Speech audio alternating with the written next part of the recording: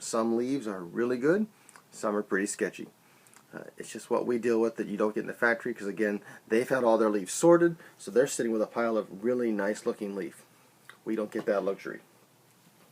So that being said, I'm going to take one section of my binder leaf and I'm going to cut it to size. I said I'm making a 5-inch cigar, so I'm going to cut mine in a 6-inch length. I'm lining it up with the cigar meter here, and I put the middle vein toward me, because this is the, and I'm going to roll up. I'm also going to put the other portions of that binder leaf right in here, because it's a nice smooth leaf and it's going to give me a smooth edge to my roll. Now I also know that now I've got that started in my kinds of leaves. I know how many pieces approximately I need to put in to make the cigar the right size. Again, if the leaf is big or if the leaf is thick, it's going to take up more room, and you either need to use less of that leaf or alter the amount of a different leaf. Again, I should have slowed down. I just separated the leaf into 2 halves, and then I took off that middle vein, throwing it not on the ground but in a small wastebasket over here. Now what I will do, I said I'm making 5-inch cigars, and I've laid out a 6-inch section of the binder. I make it extra big, so some's going to stick out of the end of each side edge of the mold, and then I'm going to chop that off after I've gotten it formed. So what I'm going to do now is take the first half here and just tear it into a 6-inch piece. And I'm just going to layer it on here, one piece at a time. By and large, I'm unfolding the leaf and making it flat. Doing the same thing with the second half of that first leaf. Getting a 6-inch piece, tearing it, and laying it carefully on my binder. Again, they don't do all this. They just kind of wrap it and go. They're comfortable with that. I've had less success doing that. So this also keeps me on a hands-on part of the process here. I'm really feeling as it grows and gets the right size. I'm finding, is there a spot where there's not enough leaf, or is there too much leaf? Here's the second one. Here I'm peeling it in half, taking it right down the center, and now I'm going to remove that center vein. It didn't come all the way across that time. No big deal. There, taking out, throw those away. I'm only using 1 1/2 leaves of each of the first kind, so I'm going to put part of that over there. Here's my other half. Tear it into a 6-inch length, and put it here.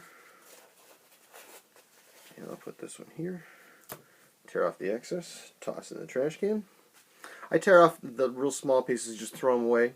I find it's just, one, it's neater.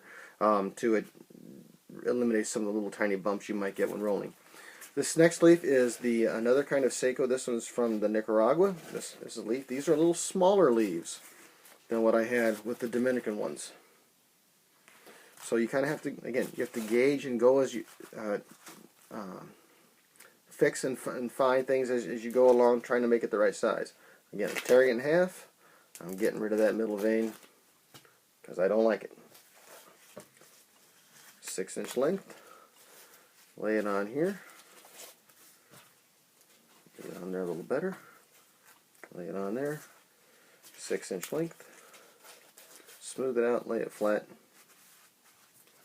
And put this small piece here. And I'm feeling that, and it's getting some bulk to it. I know I'm getting close to the end of how many pieces of leaf I can put in there for the size of cigar I'm going to roll. If you're not particularly concerned about the exact size of your cigar, then don't worry about it. Just do them and make them feel the way you want them to. Okay, I need another 1/2 leaf of that. Tear it down the middle from the outer edge to the inside. The stem is still in this leaf, so I'm going to put that down, and this one's ready to tear into my sections. Then finally, I'm putting in 1 piece of Ligero leaf. Typically, we want to have the stronger leaves. Ligero is the strongest leaf toward the center of the cigar. So I'm putting it on last because I'm going to roll it into the center.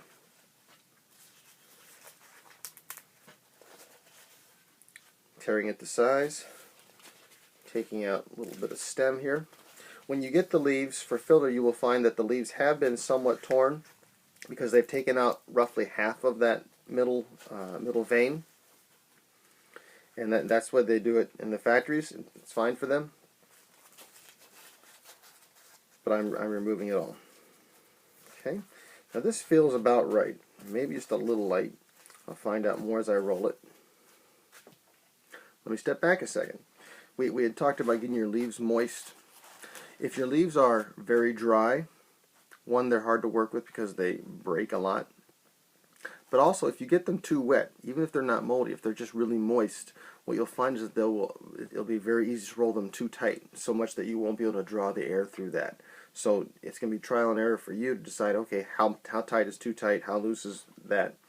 If the cigar is loose, you'll get too much air and it won't be pleasant to smoke. If it's too tight, it's just hard work. Okay, so now I've put all my leaves together in my little rectangle of love here. This is what we call the bunch. Typically in the factories you'll see them rolling, and they'll fold the pieces together, one leaf, and they'll put another leaf around that and fold it, and then they'll put another leaf and fold it in there, and they'll have this rather floppy looking set of leaves. I got this little pad of leaf. Again, it's just a preference thing, and again, I'm trying to conserve leaf. Now what I'm going to do is take the side that's toward me, and I'm just going to start kind of fold just for a second, and then I'm going to roll it. Make sure I keep this in the frame. And I'm feeling as I go on, I'm feeling is there a soft spot, or is there like obviously some leaf missing? I'm just going to roll it kind of smooth here a couple times. And there is my cigar body. It's pretty smooth overall, which is a good start.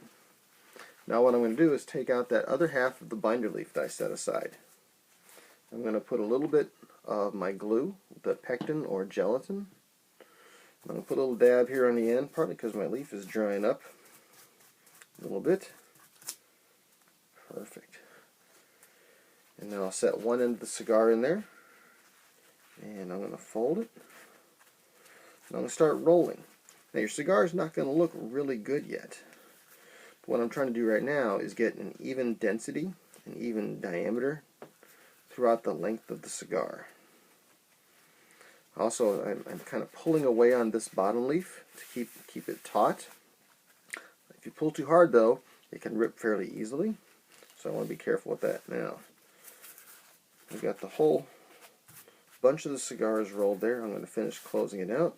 Put another dab of glue. Again, not a lot. You don't need much. If you use more, it's not going to hurt the cigar. It's going to make it more moist. It'll take longer to dry it into a state in which you can actually smoke it. Then I finish it. Rolling it smooth, I'm taking my chaveta and just kind of rolling it this way. Again, it makes it a little smoother. And there's the basic body. I've got a bunch of extra leaf here. You can tear it off. You can cut it off. I use scissors. Makes it nice and neat. It's clean, handy. So now I have a very rough body of cigar. You can see it's fairly cylindrical. It's pretty straight. Smooth it out a little bit more. This firms it up a little bit too by smoothing it.